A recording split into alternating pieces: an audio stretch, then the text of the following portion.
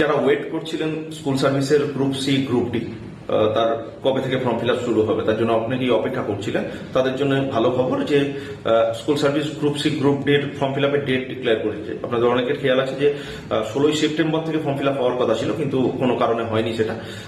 সেটা বলা হচ্ছে নভেম্বরের 3 তারিখ থেকে ডিসেম্বরের 3 তারিখ পর্যন্ত, অর্থাৎ 1 মাস ফর্ম ফিল আপের জন্য সুযোগ দেওয়া হচ্ছে। যারা ফর্ম ফিল আপের ক্ষেত্রে ফিজের ক্ষেত্রে ছাড় পান তাদের ক্ষেত্রে 150 টাকা, এবং যারা নর্মালি পান না তাদের ক্ষেত্রে 400 টাকা ফর্ম ফিল আপের জন্য লাগছে। বলা হচ্ছে টেন্টেটিভ ডেট যেটা এক্সামের সেটা বলা হচ্ছে জানুয়ারিতে হবে, জানুয়ারিতে এক্সামটা কন্ডাক্ট করা হবে বলা হচ্ছে। ফলে বোঝা যাচ্ছে যে যথেষ্ট টাফ একটা এক্সাম হতে যাচ্ছে, কারণ হচ্ছে ম্যাক্সিমাম আমরা 3 মাস হাতে সময় পাচ্ছি। ফলে সেইভাবে প্রিপারেশন নিন, খুব টাফ একটা কম্পিটিশন হবে। যারা আপনারা ভাবছিলেন যে কবে হবে নোটিফিকেশন চলে এসেছে, প্রস্তুতি শুরু করে দিন। যাদের প্রস্তুতি অলরেডি নিচ্ছেন তারা আরো বেটার ওয়েতে প্রস্তুতি নিন। সকলের জন্য শুভকামনা।